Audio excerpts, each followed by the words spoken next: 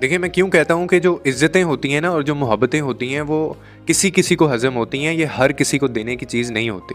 अब आजकल ट्रेंड क्या बना हुआ है, आजकल रिश्तों में हो क्या रहा है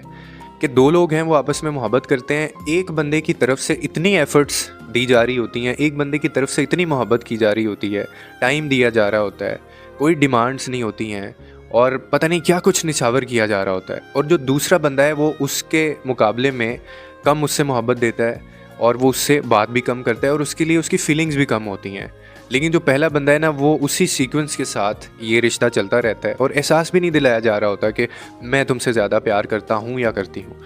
जब ये चीज़ चलती जाती है तो एक टाइम आता है कि